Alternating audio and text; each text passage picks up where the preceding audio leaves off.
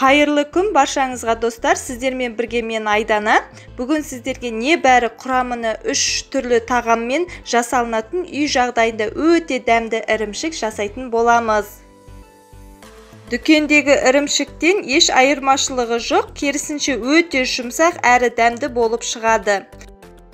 Бізге құрамына керекті заттар үйдің сүті және де қаймағын, үйдің қаймағын қолданамын, тұз және де үйдің жұмыртқасын қолданатын боламын. Ал ендеше бисмилля деп бастаймыз. Ең әуелі қазанымызға 2 литр сүтімізді құямыз. Мен үйдің сүтін қолданамын. Дүкеннен сүт алып қолдансаңыздар болады. 6% тек қана. 1 шай қасық тұз салып, ағаш қасықтың көмегімен жақсылап араластырамыз. Отымызға қойып, қайнағанша күтеміз. Одан кейін бөлек таза ыдысымызға 3 жұмыртқамызды жарып алып, жақсылап араластырамыз.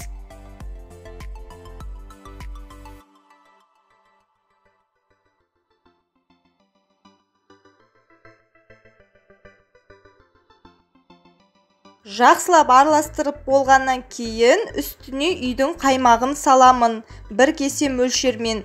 Дүкеннің қаймағын да қолдансаңыздар болады, тек 20%-дан жоғары. Қаймағымызды жақсылап араластырамыз, қою масса болғанша.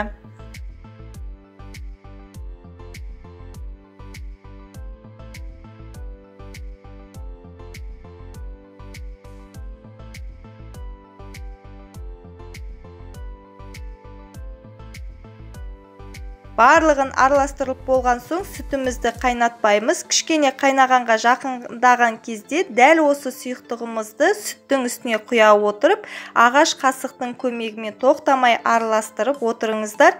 Араластырмаған жағдайда осы асты жабысып қалуы мүмкін. Сондықтан үнемі үздіксіз араластырып отырыңыздар.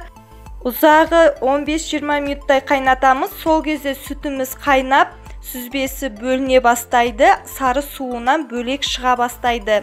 Мінеке көріп тұрғандарыңыздай, міне сүзбесі және де сары суы шыға бастады. Мен астына ыдыс қойып, үстіне марліні қойып, суын сорғытып алдым. Толығымен барлығын саламыз, құямыз және де суы астына бөлек сорғытып алынады.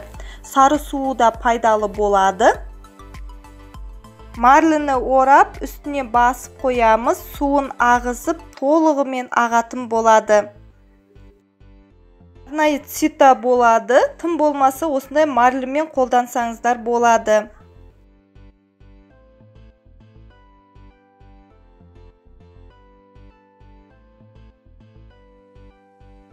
Арнайы бір ыдысқа салып, мұздатқышқа 1-2 сағатқа қойып аласыздар.